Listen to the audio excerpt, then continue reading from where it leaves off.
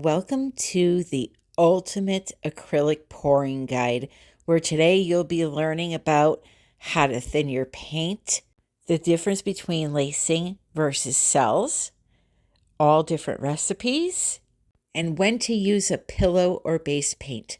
So stay tuned, that's coming up next.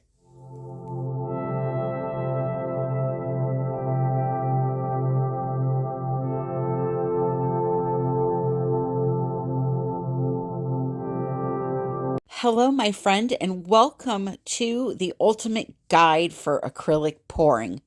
In today's video, I'm going over all of it. Terminology for acrylic pouring, recipes, how and what to use to thin your paints, and much, much more. And we'll start with a short definition of what acrylic pouring is. Acrylic pouring is taking acrylic paint, thinning it down so that it is in a fluid state, and pouring it onto a canvas to create a one-of-a-kind, really unique piece of art. It's great for beginners because you don't have to have that experience of drawing or sketching, brush stroke knowledge, or any of the other criteria you need in a lot of forms of art. Other names for acrylic pouring are fluid art and also paint pouring. But for any project to begin, we need a substrate or a surface to paint on. So let's start off with some basic knowledge about canvases. So in its natural state, canvas is a, off-white color, we'll say. This is raw canvas that I bought at Blick. And what some people will do is they will stretch this canvas out over 4 bars and create their own canvases. All right. But 99% of us buy canvases. And when you buy a canvas, it is white. And it will tell you right on the package, it's triple primed. See how it's off-white in the back? That's what it originally looked like, but they primed this before they sold it to you, okay? So they prime it with a gesso. Now, acrylic pouring on wood can be very difficult. They do sell wood canvases that are primed with gesso already, so they have the really nice thick sides, wood sides, but the tops are white. Those are already primed and those are good for acrylic pouring. But if you get a piece of MDF wood and you try to pour paint on it, because of all the water and products that we add into our paints to thin them down, it tends to warp the wood. So if you're pouring on wood, you're going to want to prime it with some gesso, a couple of coats of gesso. I don't want to get too much into the priming process in this video or the finishing of the canvas, like after you do your art and it's dry. There's plenty of resin and varnish videos out there. This is specifically aimed towards the acrylic pouring topic. But yes, all we have to do with our canvases is tape the back off so they stay nice and clean. If you don't want to tape them, you don't have to, but you're going to end up with a big mess on the back. And on a hot summer day, if you hang up a canvas on the wall that's loaded with paint on the back of it, it's going to stick to your walls and it's going to leave, some markings on the wall. So I highly recommend that you tape them off, not only for yourself if you're keeping them, but your customers to make them happy. Now, even when you tape a canvas, there may be a little bit of leakage around the edge. That's totally normal. I'm talking about keeping, globs of paint off the back of the canvas, okay? So that's what people mean by priming. If they say, I primed this piece of wood, they went and they bought some either actual wood primer that you can get at Home Depot, or they primed it with some gesso, some spray paint, all right? But typically, you don't hear that too much for acrylic pouring because everybody's buying a primed canvas, all right? Glue and water is what a lot of beginners use, all right? They'll use something like this and they'll learn doing flip cups, maybe use a little bit of silicone. You're not going to get cells or lacing, doing a glue and water recipe for your paints, you will get them though if you add the silicone. The second most popular recipe that people use is just some Floetrol and water if needed to thin down the paints. All right. This stuff goes a long way and it's not overly expensive, whereas something like Liquitex pouring medium is very expensive, which is why you will see some artists make a recipe with Floetrol and pouring medium. What they're doing is they're creating the bulk of their volume of paint color by thinning down the paint most of the way with the Floetrol, but they add a little bit of this in there to get the effects that this creates. So something like a pouring medium will create some nice bolder looking cells. Now I'm not saying bolder as in brighter bolder, rock formation looking, like really big ones. Whereas the American Floetrol will create some smaller ones and some lacing. So some people like that look, especially when they do something like a ring pour. A ring pour, the popular recipe is to use a Floetrol and a little bit of pouring medium. If they want to not worry about cracking and their paints are a little bit on the thicker side, they'll go ahead and add a little bit of GAC 800. Another product that people use, even if they're not doing the actual pearl cell technique, some people will add this into their white to get some of those pearl cells in their ring pour. Okay. And then there's another product that not a lot of people use, but it is a backup to the pouring medium if you can't find it. This is gloss medium and varnish. So it kind of behaves the same way as a pouring medium does, where it creates the bolder cells, but it also has a varnish in it. So what happens is your paints dry shiny. If you get a pouring medium that is a gloss, this will help them dry a little shiny too, but not as much as something with an actual varnish in it. There are also people that will use Owatrol. You know, they're out of the country and this is easier for them to get. This is the European version of Floetrol. And then you have the almighty Australian Floetrol, which a lot of people reserve this guy here for the bloom technique specifically because it is so expensive, but it works really great when it is paired up with the recipe that we use for the bloom, which I'll touch base on in a minute. And then you have this Joe Sonia varnish. Now this here is typically not used in acrylic pouring. Only the bloom technique are we using this product, okay? And like I said, when I get to that recipe, we'll talk about that. But the typical acrylic pouring recipes that I'm referring to now, those are the general products that people use. Now, I have another awesome video that goes over 6 major recipes. It shows you how to mix these recipes. It shows you how to pour paints with them, all of that. It's a very thorough video, and I'm going to link that one above here and in the description also. So let me try to simplify this for you when it comes to parts and ratios. When someone says in their video, my ratio is 1:1, that means they used 1 part of paint to 1 part of their pouring medium, whatever it may be.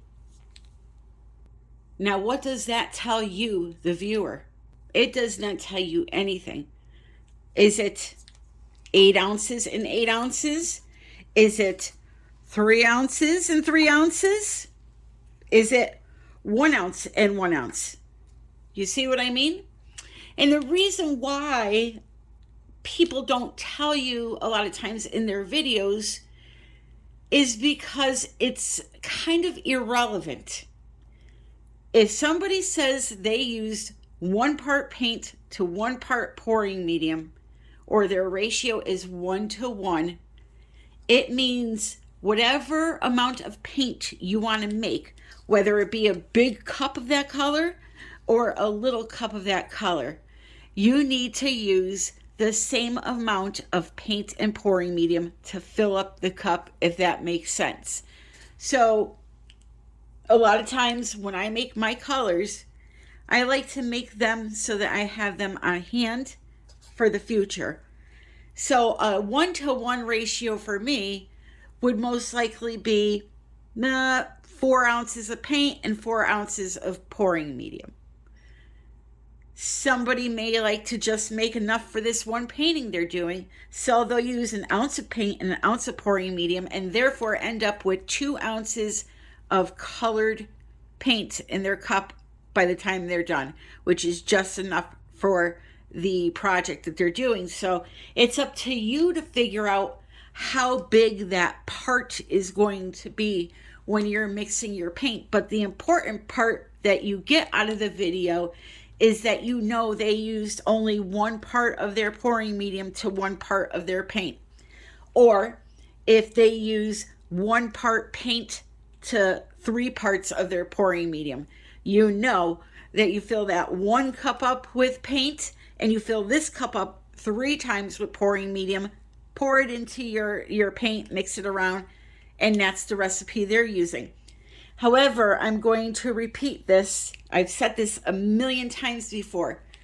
Unless you are using the same identical brands and colors as the person you're watching, chances are your consistency is not going to be the same as that person you are watching, because all paint brands and even colors within that paint line are made differently than other brands.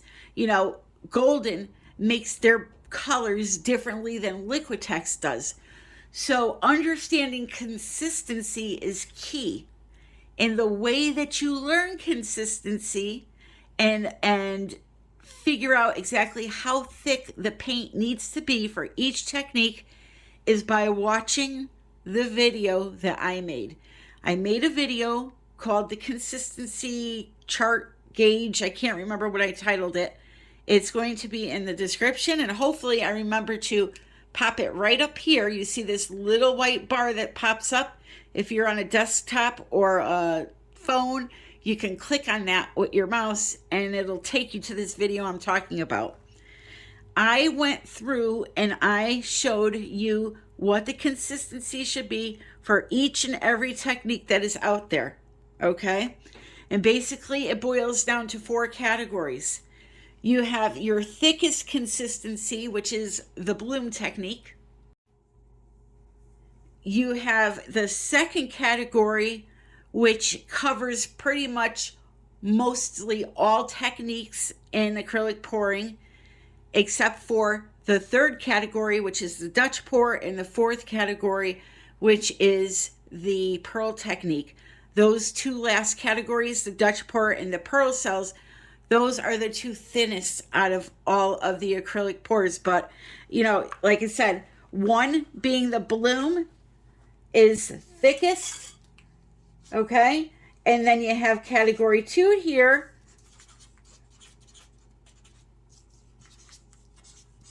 which is all others than these 2 here, okay? Pearl and Dutch. So your ring pours, your swipes, your flip cups, your traveling ring pours, all your other categories are in this category here, okay? But if you watch that video, I go through each of these categories to show you all the consistencies. It is a huge help, and you can print that chart out for free. I can tell you, I have had hundreds, and I'm not exaggerating here, hundreds of people tell me how much that chart has helped them. They mention it in my classes all the time. You should really check out that video if you're struggling with consistency. So, as I was saying, the parts and ratios, you really don't have to worry about them once you figure this out, because once you figure out what the correct consistency is for a Dutch pour, you can go ahead and squirt some paint into a cup, Put some Floetrol in, like fill it up 3/4 of the way, mix it. You'll be able to tell if that's thick or not, or too thick or not. And if it is, you add a little bit of water. If it's okay, then you leave it alone. All right. So again, this consistency video is key. And if you're a beginner, I highly suggest you watch it.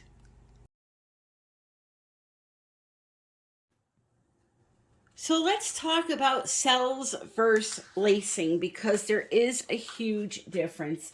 And a lot of people will call lacing cells. So I just want to show you the difference between the two. So lacing, and don't mind the holes in the skin, I just was using it for jewelry. Lacing is when you see that one color that veins through all of your color on your canvas. See how that white is veining through the green and the gold and the silver? That is what lacing looks like, okay? Cells would look like a round circle that has color inside of it. Sometimes there's multiple colors. Think of, and I can't believe I have one of these, a gobstopper.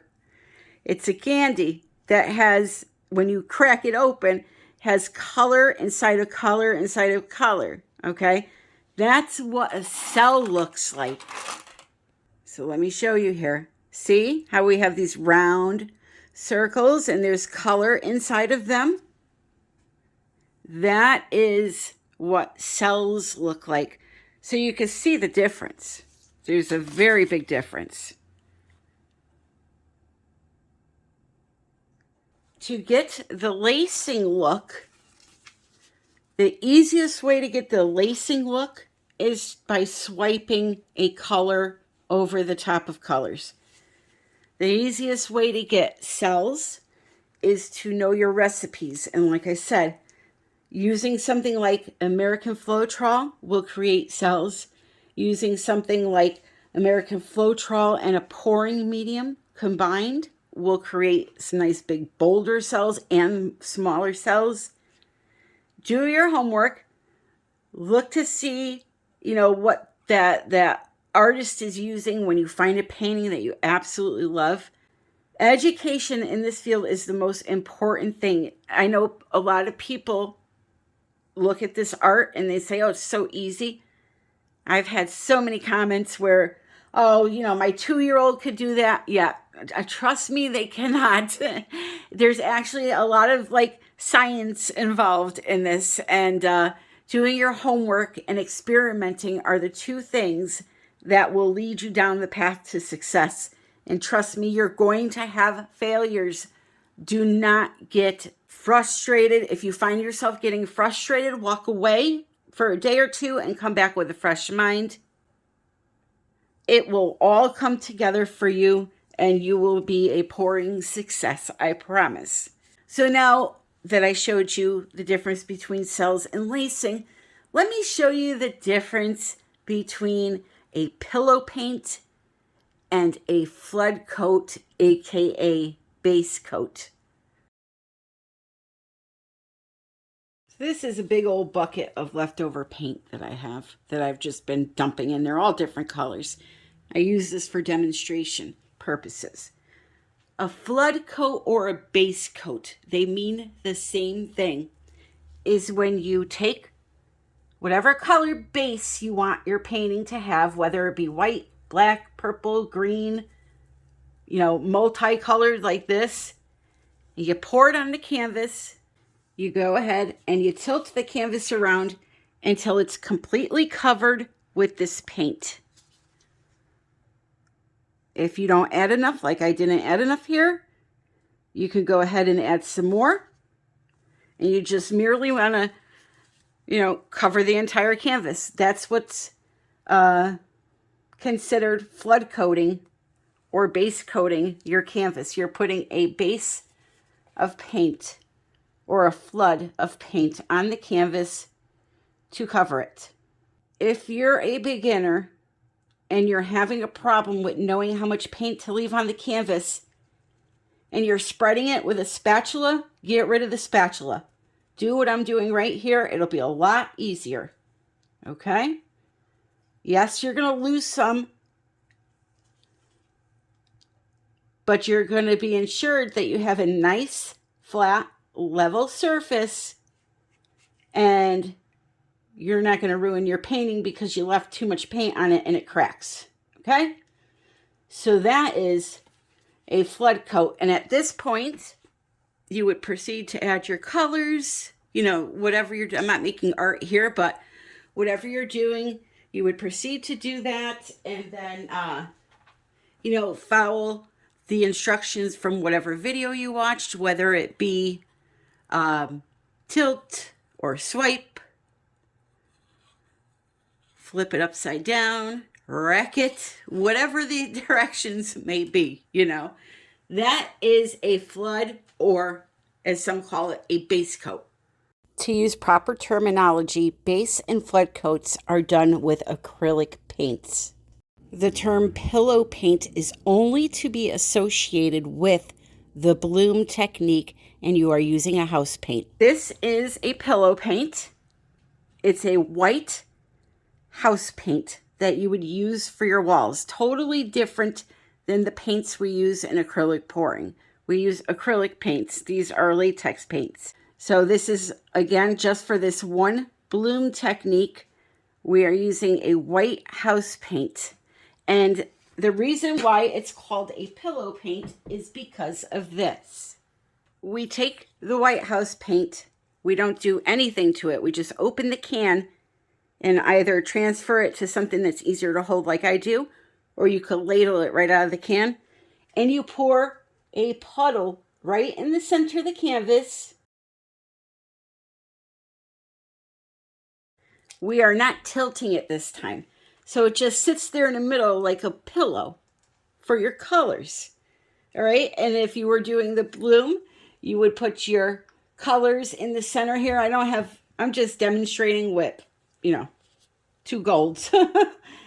I'm not looking to do a Plume today. I'm just teaching, but you would put your colors in the middle there. You would then take a little bit of cell activator, another term that only belongs to this technique.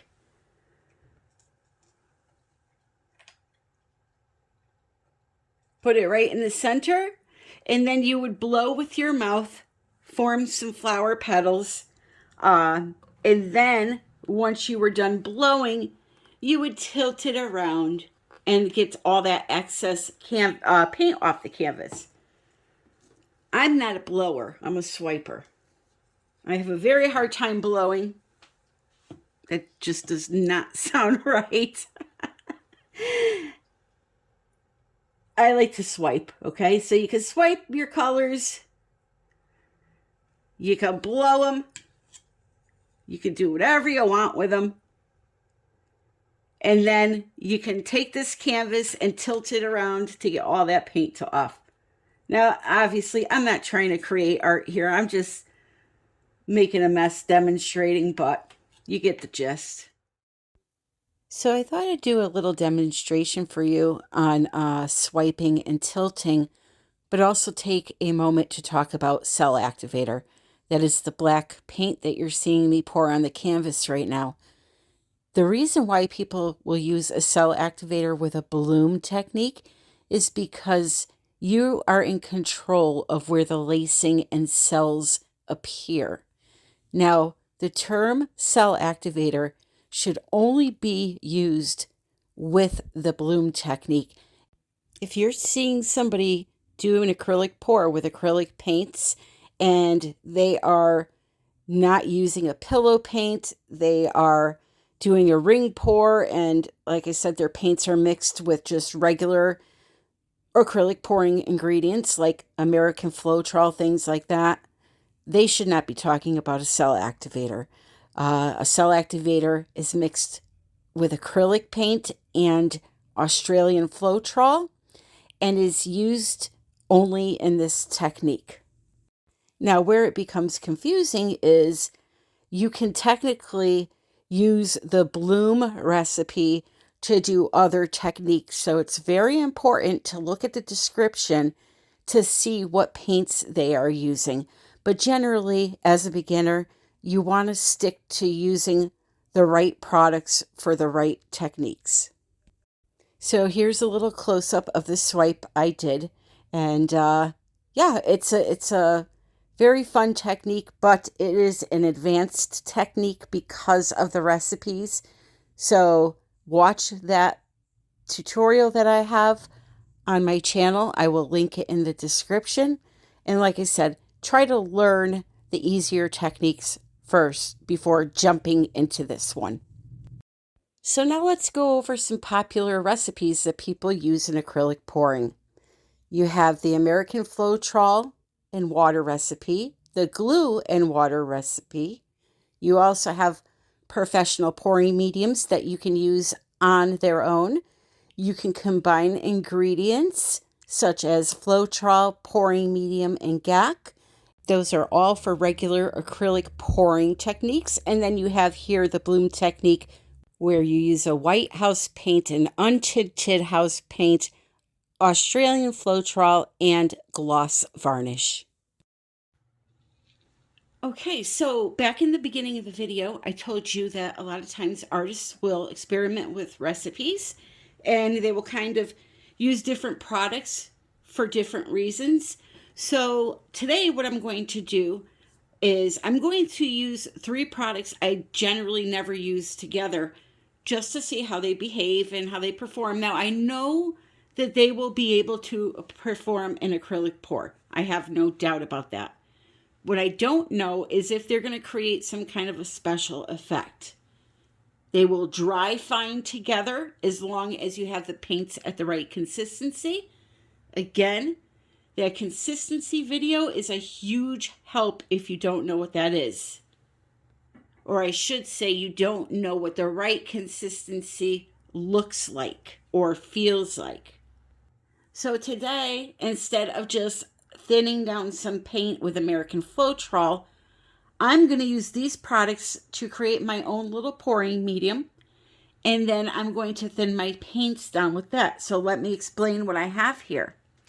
What I have, and this falls into the parts and ratio category, I have 1 part of Owatrol, a half a part of Floetrol from Australia, and a half a part of Liquitex Gloss Medium and Varnish. The reason why this is considered 1 part and these are considered half parts is because they are half the amount of the Owatrol I have in the cup. All right, so in the description of the video, it would say my recipe is made out of 1 part Owatrol to a half a part of Floetrol and a half a part of Gloss Medium and Varnish. Now, once I blend these all together, this now becomes my pouring medium. It's just a bulk amount for my colors to thin down. If I don't use it all, I will save it, okay? So that's the first part of the measurement. Now, the second part of the measurement would come in when you use this to thin down your paints. How much of this am I using to thin down my white paint that I'm going to be using for my base coat today, aka flood coat, and how much of it am I using for the colors I'm going to be thinning down? And the good news is that 99% of the time, that measurement is the same for the white or black or whatever color you choose for your base coat and your colors. So for today, what I'm going to be using is 1 part, which is any amount of the white paint. When I put it in the cup, I want to use 2 parts, which is double that amount in the pouring medium. So let me demonstrate. So here's my white paint in the cup. Now, if I were to do a 1-to-2 ratio, I'm going to put 2 times the amount of paint that I have in here using the pouring medium we made. And it doesn't need to be exact, okay? So I'm just going to eyeball it and fill it up to where I think it's double the amount of paint. Now, here's the cool thing with paints. If you use a good quality paint like an Amsterdam or a Winsor Newton, something like that, they are better pigmented. So therefore, you can get away with using more pouring medium to make the bulk volume that you need, because this is not going to be enough to cover our canvas, right? And if I go to mix this up, let's see how thick it is. I can thin it down with some water, but it's still not going to be enough paint to cover our canvas.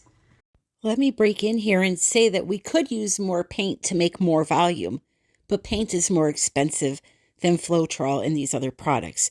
So let's just use more of the products to make our paint stretch further. I'm essentially at a half a cup of paint here only. So what I do is I use better paints and more of the pouring mediums to get that volume. You can use less of the paint and more of that. And you can also use more water when it comes to better paints. Okay? See, like, I can't thin this down too much with water because it's pretty close to being accurate. But what I can do, because I use that better paint, is do this.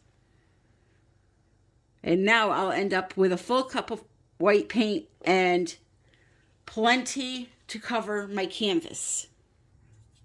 It's literally the perfect consistency. I don't even have to add water to it. Let me show you that up close.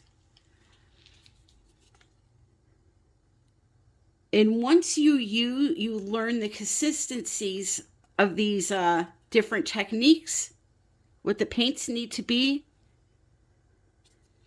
it's a lot easier because you can then do this. This is how I really mix my paints, or I should say thin my paints.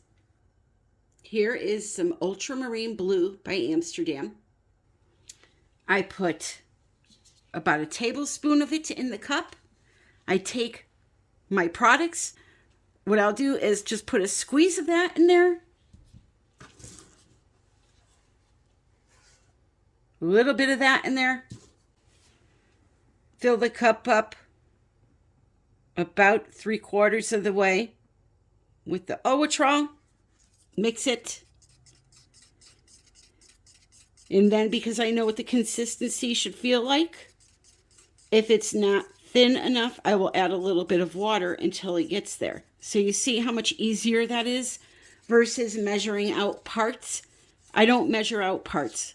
I show that to try to teach because a lot of people want exact measurements, but it's really not necessary. This paint color will work the same as that white does. All right. The key is the water. As long as you have some of each product in there, you're going to do fine. It's going to do fine. All right. So check the flow of it and compare it against this one, which I know is perfect. And they are pretty damn close, let me tell you. Pretty close is okay. It's when this one is a lot thicker than this one, you're going to have problems. But you can go ahead and add a drop of water or two in there if you're not comfortable with it to get it to be exact. But that is how you mix paints. So now let me do a little bit of art with this and we'll be done. So we have our paints thinned down. We go ahead, we tape off the back of the canvas, put in some push pins so it is up off of the table, allowing you to put your hands under it to tilt it when it's time. Go ahead and pour some white paint or whatever base color paint you're using onto the canvas, tilt it around, and then start adding your colors and having some fun. I'm not going to talk through this whole part here. I think I've talked enough. I'm going to let you watch me create this simple piece of beautiful abstract art, and I will be back.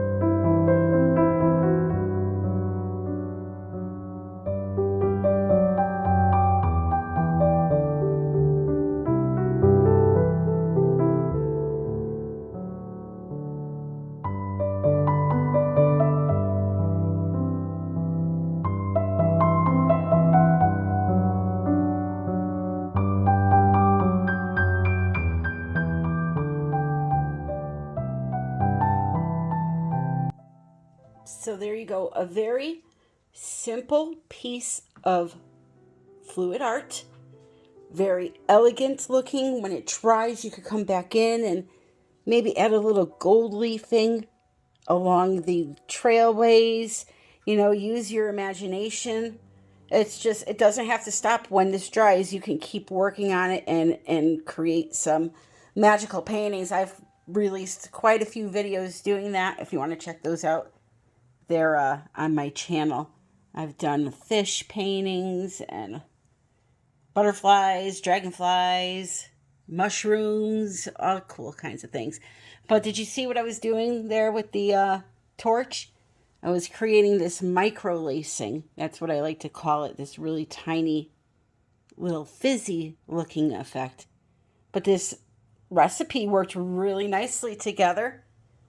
I love the colors. I love the flow of it. The only thing I'm tempted to do is work a little bit more here, but see how I have this white patch here? I also have it over here, so it goes. I have it there. So I'm just going to leave it alone.